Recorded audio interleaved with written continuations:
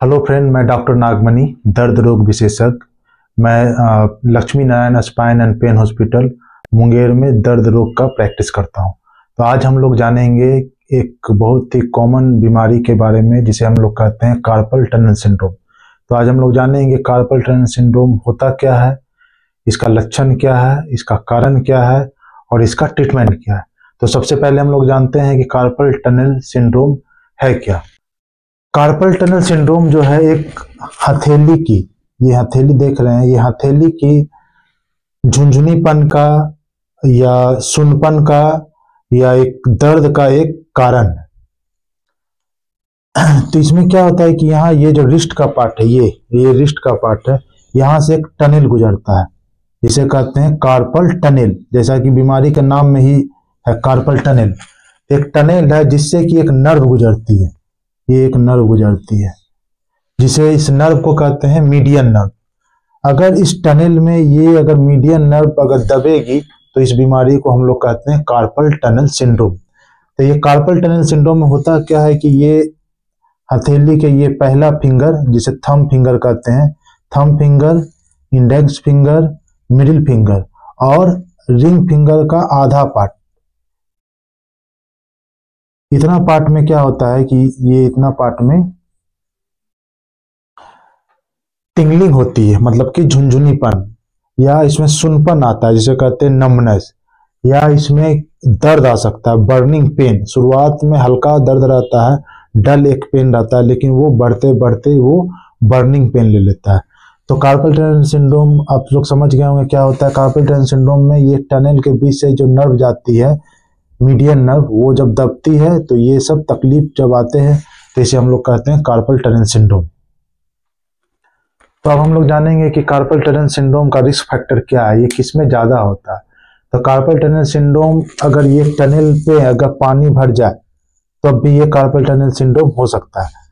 तो इसका कारण क्या है, किस किस कंडीशन में इसमें पानी भर सकता है। तो हाइपोथायरॉयडिज्म, जिसे थायराइड की बीमारी है, उसमें ये ज़्यादा पाया जाता है, या प्रेगनेंसी के समय इसमें होने की संभावना बढ़ जाती है।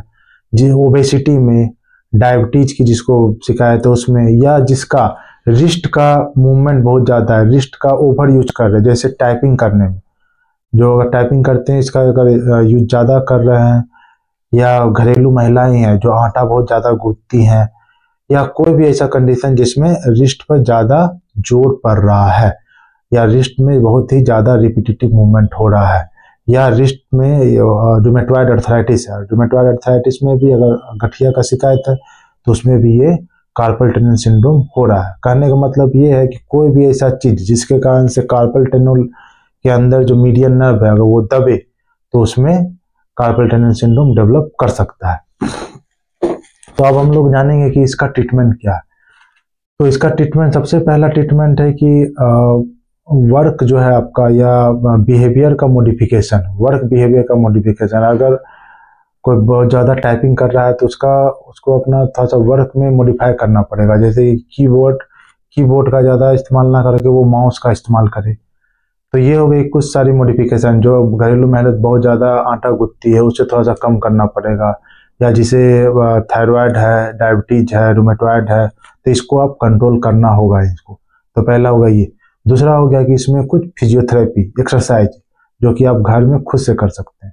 तो मैं इसे बता रहा हूँ कि इसका फिजियोथेरेपी में एक्सरसाइज में पहला है एक्सरसाइज जिसका मसाज।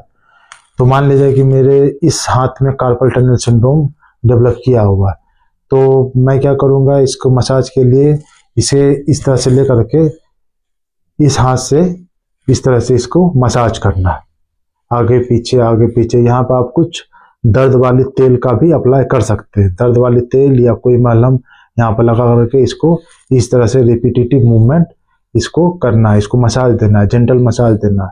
सुबह शाम 1 से 2 मिनट तक का मसाज देना है। ये हो गया इसका पहला मसाज। दूसरा है स्ट्रेचिंग। स्ट्रेचिंग में क्या करना है कि हाथ को इस तरह से ले लेना है और दूसरे हाथ से इसको इस तरह से पीछे की तरफ खींचना है, इसको स्ट्रेच करना है। 5 सेकेंड का स्ट्रेच देना है, 1 2 3 4 5, फिर इसको रिलैक्स करना है, फिर इसको इसी तरह से पीछे खींचना है, 5 सेकेंड तक रोकना है, 1 2 3 4 5। इस तरह से इसको 10 बार सुबह 10 बार शाम में करिए। फिर इसको इस तरह से उल्टे करके करिए, इसको जो है इस तरह से लेकर के पीछे से खींचिए और 5 सेकेंड तक रोकिए। 1 2 3 4 5, इस तरह से 10 बार सुबह करिए, 10 बार शाम करिए। एक नेक्स्ट एक्सरसाइज है जो कि एक सीक्वेंस में, जिसको कि आपको सीक्वेंस में करना पड़ेगा। उसके लिए क्या करना है कि मान लीजिए कि इस हाथ का मैं आपको दिखा रहा हूँ, तो इस तरह से हाथ करनी है। उसके बाद इसको इस तरह से हुक बनाना है। हुक बनाने के बाद इसको इस तरह से यहाँ पर परपेंडिकुलर करना है कि ये इस तरह से हो जाए। परपेंडिकुलर करने के बाद इसको एक फिस्ट बनाना है, मुट्ठी बनाना है, लेकिन मुट्ठी पूरी नहीं हो, 90 डिग्री का मुट्ठी बनाना है। इस तरह से बनाया। उसके बाद इसको पूरी मुट्ठी बनाना है। तो ये एक एक्सरसाइज का सीक्वेंस हो गया। मैं फिर से बताता हूँ। पहले हाथ को इस तरह से करना है, उसके बाद हुक बनाना है, फिर इसको इधर से परपेंडिकुलर करना है, फिर मुट्ठी जो है वो परपेंडिकुलर बनानी है, उसके बाद ये कंप्लीट मुट्ठी बनानी है। तो ये इसका एक्सरसाइज हो गया। इसको सुबह शाम 5 से 10 बार इसको रिपीट करिए। अब आते हैं कि कुछ इसकी मेडिकेशन, दवाइयाँ क्या होती है इसमें। तो चूँकि ये नस के कंप्रेशन की वजह से है, तो इसमें कुछ शुरुआत में कुछ दर्द की दवा दे सकते हैं, जिससे कि अंदर का सूजन थोड़ा सा कम हो और दर्द में राहत आए। तो सिंपल सा दर्द की दवाइयाँ जो आती है, NSAID, non steroidal anti inflammatory drug, जैसे कि साइक्लोफेनक, पैरासीटामोल, इटोरिकॉक्सी, पोल्माकॉक्सी, ये सब जो कॉमन दवाइयाँ हैं ये आप ले सकते हैं। अगर इसमें तकलीफ ज़्यादा है, झुंझुनापन ज़्यादा है, सूनापन ज़्यादा आ रहा है, तो इसमें नस की दवाइयाँ जो होती है, जैसे कि प्रीगावालिन, गावापेंटीन, नॉर्टिप्टालिन, या इस सब का कॉम्बिनेशन, इसे आप यूज कर सकते हैं। अगर दवा, फिजियोथेरेपी, एक्सरसाइज से भी अगर ये ठीक नहीं हो रहा है, तो अगला ट्रीटमेंट आता है जिसे कहते हैं इंजेक्शन। तो इंजेक्शन में क्या करते हैं, इसे कहते हैं हाइड्रोडिसेक्शन। तो हाइड्रोडिसेक्शन में क्या करते हैं कि ये जो मीडियन नर्व जो दब रही है, तो इसे क्या कहते हैं कि अल्ट्रासाउंड में देखते हुए ये टनल के अंदर और ये नर्व के चारों ओर कुछ मेडिसिन डालते हैं। मेडिसिन में कॉम्बिनेशन होता है वाटर का, लोकल एनेस्थेटिक्स का और स्टेरॉइड का।